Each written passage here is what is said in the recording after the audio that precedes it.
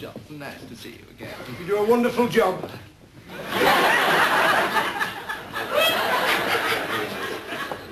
Good afternoon, Mr Armitage. I better introduce ourselves. I'm Cissie, and this is my friend Ada. We visit the wards once a week in our modest capacity as hospital voluntary workers, you know, sort of ministering angels, as it were. It's our cheerful task to bring comfort to those who suffer. Yes. Hey, you've had a bad dude shock, haven't you? I bet that's giving you a lot of jip. Oh, I say, I'll just touch up his pillars a little bit. Look at the state of them. Look at this. Look at that. Oh. Look at the quality of that stuff. They should have used bold. Oh, help me God, look, no wonder he's in pain. They've set his leg on. Don't worry, keep him occupied. Too hard.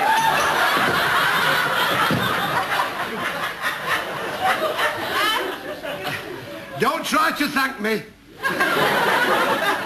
And don't worry because they put your bed near the door.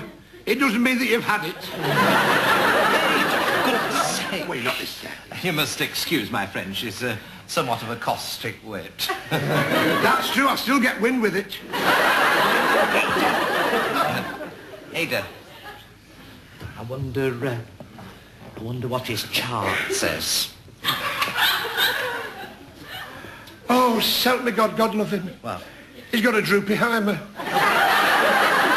Droopy what? A droopy Heimer. You fool, that's the name of the specialist, Dr. Oppenheimer.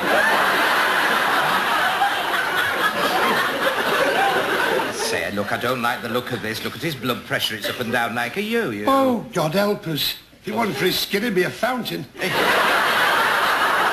that's a bad sign, you know. The temperature's very high. Oh, it wasn't as hot as that in Corfu. I think we better have a soda. Now, you mustn't worry, Mr Armitage.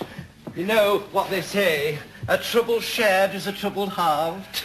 That's what my mother said before she died. A nicer body never broke the day's bread than your mother. And she lingered for weeks, didn't she? Oh, she did. She did indeed. I've always said, you know, I maintain that she'd have been here still if that Dr. Oppenheimer hadn't given her so many enemas. I remember that. She was still clutching the bedpan when they buried her. Mind you, I mean, I've nothing against this hospital, you know. No. I mean, I think it's very nice. I mean, of course it is. Very, very nice indeed. I mean, Leonard was in here last year, you know. Was he? Oh, yes, yes. Of course, he went private, you know, with his booper.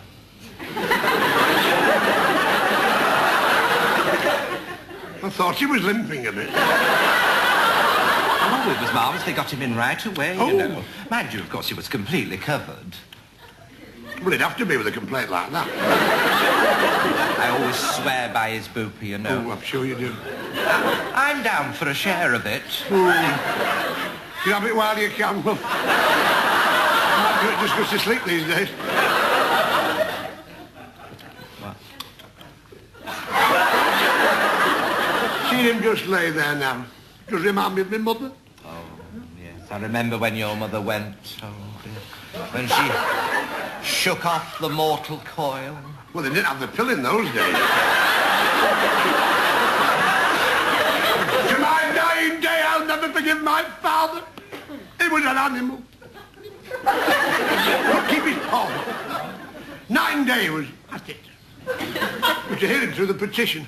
We were the biggest family in the street. We had so many wet nappies in the kitchen, there was a rainbow in the lobby. When we all bent down in the playpen on bath night, it looked like a crate of peaches. The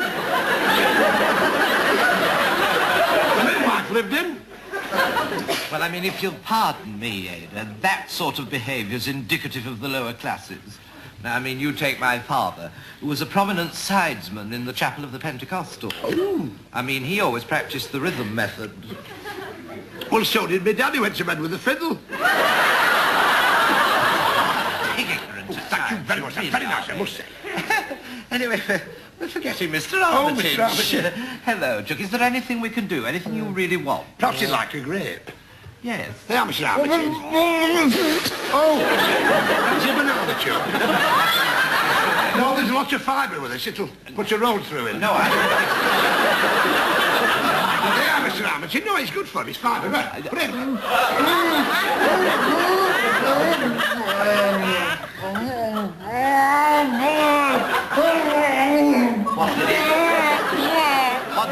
What did he say, Ada? I think he's wandering a bit. He keeps saying something about his shoes being mended. His shoes mending? How do you make that out? He keeps saying something about cobblers. He's probably delirious with pain. I mean, mind you, this smell of disinfectant doesn't help, you know. It's probably upsetting him. Well, they must have used a lot to hide the stench of decay coming from the bedclothes. I've got an air freshener here. Perhaps if I just put a bit round the bed. Oh, that'll cheer him up. And I'll put a bit on Mr Armitage. He's having a convulsion, Ada. Give me that air freshener. Well, I've done nothing wrong. Just give it to me. Fool, this isn't air freshener, it's algae pants spray. Oh, I'm sorry, Mr Armitage. And you'll have to leave now, ladies. We have a case of acute embolism coming in. Oh, well, don't worry. This'll make a change from Lucas Aid. Honest. Goodbye, Mr Armitage. And don't worry about things.